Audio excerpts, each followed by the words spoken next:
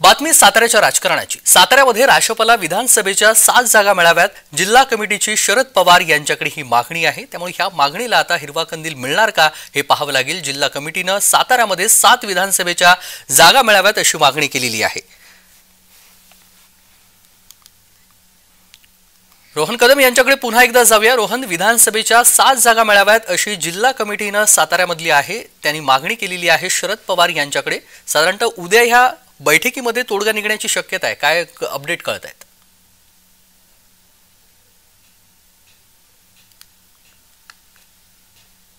विधानसभेच्या निवडणुकीच्या दृष्टीने सुरू आहेत आणि त्यामुळेच मोठ्या प्रमाणामध्ये सगळेच नेते जे आहेत ते जिल्हा प्रमुख जे आहेत ते मोठ्या प्रमाणामध्ये शरद पवारांच्या पुण्यातील निवासस्थाना बाहेर येताना पाहायला मिळत आहेत। आणि सध्या जे आहेत ते सातारा जिल्ह्याचे प्रमुख जे आहेत ते शरद पवारांना भेटण्यासाठी आले असताना त्यांनी ज्या 8 जागा साताऱ्यामध्ये आहेत त्यापैकी 7 जागा हे आपल्यासाठी अनुकूल आहेत, 7 जागा आपण लढूयात अशा प्रकारची विनंती जी आहे, अहवाल जो आहे तो अशा प्रकारचा अहवाल राष्ट्रपतीचे प्रमुख असणाऱ्या शरद पवारांकडे सादर केलेला आहे। त्यामुळे आता शरद पवार आणि साताऱ्यातील नेते शशिकांत शिंदे यांच्या माध्यमातून काय चर्चा होती आणि या 7 पैकी किती जागा जे आहेत ते शरद पवार नेमक्या लढणार आहेत आणि शरद पवारांच्या वाटेला महाविकास आघाडीच्या दृष्टीने किती जागा मिळणार आहेत हे सांगणं महत्त्वाचं असेल।